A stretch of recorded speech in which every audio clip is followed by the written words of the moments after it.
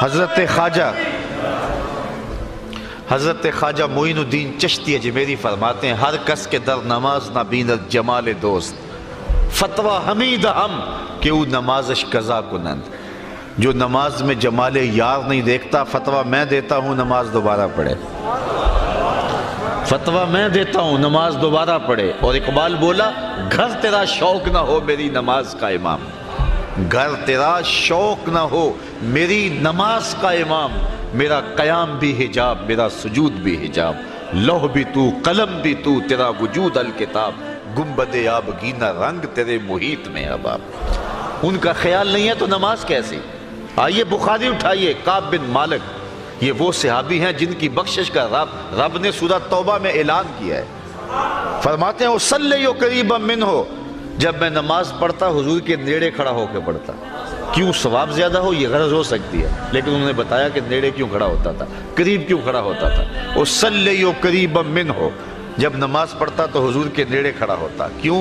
فَأُسَارِقُهُ النَّظْرَ، اس لیے کہ نماز بھی پڑھتا رہتا تھا، چوری چوری حضور کی دید بھی کرتا رہتا۔ اصل نماز ہے یہی، روح نماز ہے یہی، میں تیرے روبرو رہوں تو میرے روبرو رہے، دل میں ہو یاد تیری در پہ سرے نیاز ہو، وہ بھی کوئی نماز ہے، یار نہ ہو نماز ہو۔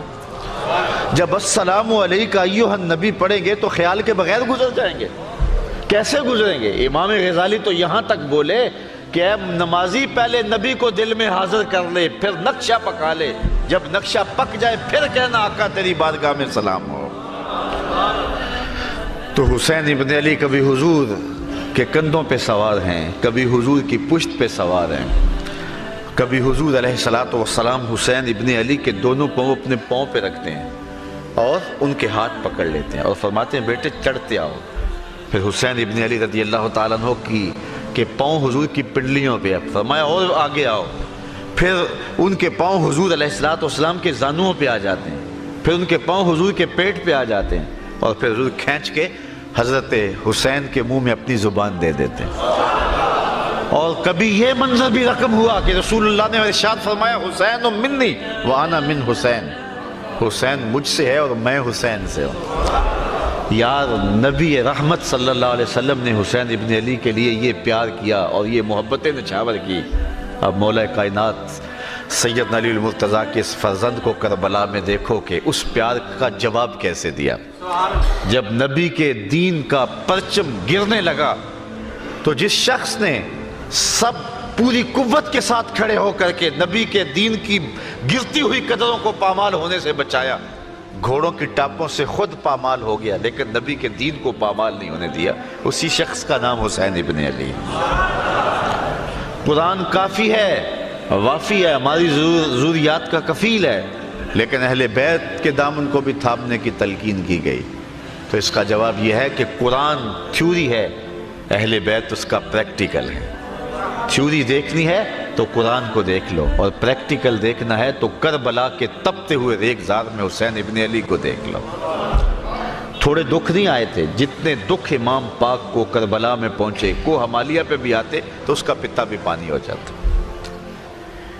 اس عمر کا شخص میدان میں 10 مرتبہ چکر لگا لے تو ہانپنے لگے، اور جو ہے وہ اس کی سانس سے سانس نہ جڑے، لیکن تاریخ نے بتایا اس بڑھاپے کے باوجود برستے تیروں میں حضرت امام حسین 71 لاشیں لینے گئے۔ ایک بار نہیں، 2 بار نہیں، 71 بار جاتے ہیں، اور کبھی بھائی کی لاش اٹھا کے لاتے ہیں، کبھی بیٹے کی لاش اٹھا کے لاتے ہیں۔ یہاں تبھی موت سے کوئی کسی کا جوان بیٹا مر جائے نا تو پورا محلہ تسلی دینے والا ہوتا ہے، لیکن باپ کو پھر بھی سنبھالنے سے جو ہے وہ تسکین نہیں آ رہی ہوتی۔ جنازہ اٹھتا ہے، 10 آدمی اس کو سہارا دے کے قبرستان میں لے جا رہے ہوتے ہیں۔ صاحب یہ کون ہے؟ کہا اسی کے تو جوان کی لاش جا رہی ہے۔ تبھی موت سے بیٹا مر جائے، آپ اولاد رکھتے ہیں، حضرت تصور دیکھیں، معاشرے میں دیکھتے ہیں، تبھی موت سے بیٹا مر جائے اور باپ سنبھلتا نہیں، 10 لوگ سنبھالا دے رہے ہوتے ہیں۔ میں پھر خراج نہ پیش کروں حسین ابن علی کو کہ جو جوان بیٹے کی لاش کندھوں پہ اٹھا کے خیموں تک لاتے ہیں اور پھر بھی ہاتھ اٹھا کہتے ہیں مالک حسین کی یہ قربانی بھی قبول فرما۔ 6 ماہ کے بیٹے کو فرات کے کنارے لیے کھڑے ہیں اور کہا میرے سے تمہارا اختلاف ہے، اس سے تو نہیں ہے، اس کو تو پانی دے دو، لیکن جواب میں تیر ملتا ہے اور حضرت اصغر کا گلا کٹ جاتا ہے، خون کے فوارے بہنے لگتے ہیں اور 6 ماہ کا بیٹا ہاتھوں میں تڑپ کے ٹھنڈا ہو جاتا ہے۔ حضرت امام حسین پھر بھی کہہ رہے ہیں مالک حسین کی یہ قربانی بھی قبول فرما۔ کبھی کٹے ہوئے بازو بھائی کے اکٹھے کر رہے ہیں، کبھی قاسم کی لاش اٹھا کے لا رہے ہیں، اتنے دکھ کلیجے پہ، لیکن اس کے بعد استقامت کا کوہ گراں بنے ہوئے ہیں۔ گھوڑے کی زین پہ حضرت امام حسین رضی اللہ تعالی عنہ جب بیٹھتے ہیں اور لشکر کوفہ کی جانب بڑھتے ہیں تو آواز آ رہی ہے یہ کون ذی وقار ہے، بلا کا شاہ سوار ہے، لباس ہے پھٹا ہوا، غبار سے اٹا ہوا، تمام جسم نازنی، چھدا ہوا کٹا ہوا، پھر بھی ہے ڈٹا ہوا، یہ نبی کا نور عین ہے، یہ بالیقین حسین ہے۔ حضرت امام حسین کو پیاس کیوں ستاتی؟ حضور کی زبان چوسی تھی۔ سواری سے کیوں گرتے؟ اس لیے کہ حضور کے کندھوں کی سواری کی تھی۔ حضرت امام حسین نے حضور علیہ السلام کی پشت میں بیٹھے اور انہوں نے سجدے کو طول دیا تھا، آج حسین نے بھی اس کے بدلے میں ایک سجدہ کیا۔ کربلا کے میدان میں سجدہ کیا حسین ابن علی نے۔ آپ جانتے ہیں جب گھوڑے کی زین سے فرش زمین پہ آئے، ایک تو علماء وائزین اور ذاکرین کا سٹائل ہے، ظاہر اس انداز میں واقع کربلا کو بیان تو نہیں کر پا سکتا اور مشکل بھی ہے، لیکن جو محتاط روایتیں ہیں اس کے مطابق آپ کا جب پیراہن اتارا گیا تو 113 سوراخ اس میں تیروں کے تھے، 33 زخم تلواروں کے تھے اور 34 گھاؤ نیزوں کے تھے، اور نیزوں کی انیاں جسم میں ٹوٹ چکی تھی، اور گھوڑے کی زین سے فرش زمین پہ آئے۔ ایک کانٹا بھی بدن پہ چبھا ہو تو ہماری نماز رہ جاتی ہے، اور اتنے تیر بدن میں اور لخت لخت سے خون بہ رہا ہے، 71 لاشیں پڑے ہوئے ہیں اور 22,000 کا لشکر جرار جو ہے وہ ٹوٹ کے آپ پر تیر برسا رہا ہے، لیکن گھوڑے کی زین سے فرش زمین پہ آئے، صابر ایسا کہ نماز کا وقت ہو گیا۔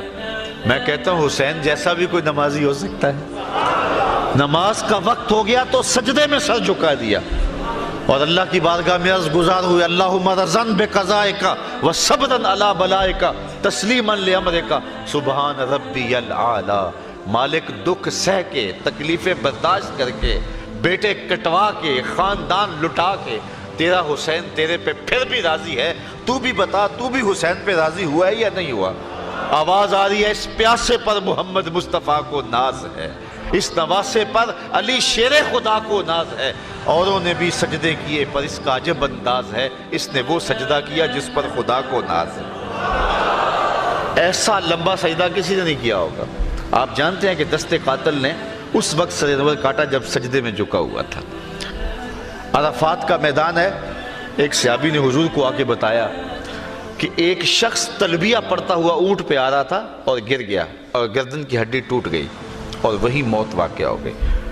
حضور نے فرمایا اس کو احرام میں کفن دے دو اور دفن کر دو، اور پھر حضور نے ایک تاریخ ساز جملہ ارشاد فرمایا یہ شخص جب قیامت کے دن اٹھایا جائے گا ملبیاً، یہ لبیک لبیک پکارتا ہوا اٹھے گا، چونکہ لبیک لبیک تلبیہ پڑھتا ہوا شہید ہوا ہے، فوت ہوا ہے، تو اٹھے گا بھی تو اسی حالت میں۔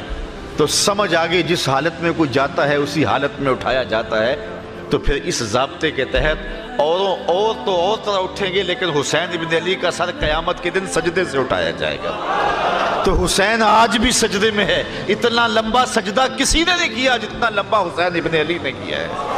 اگر نبی نے سجدے کو طول دیا تھا پھر حسین نے بھی ایسا سجدہ کر کے دکھایا۔ اے حسین ابن علی تم پر سلام، نازش آل نبی تم پر سلام، تم پہ لاکھوں رحمتیں لاکھوں سلام، اے شہیدان محبت کے امام، لالا گون لالا کفن لالا چمن، اے چمن اندر چمن، زندگی ہی زندگی تیری حیات، اے حیات اندر حیات، افتخار ملت بیضا ہے تو، رب کعبہ کی قسم یکتا ہے تو، فخر کا دل میں دریچہ باز کرنا چاہیے، جن کا تو آقا ہے ان کو ناز کرنا چاہیے۔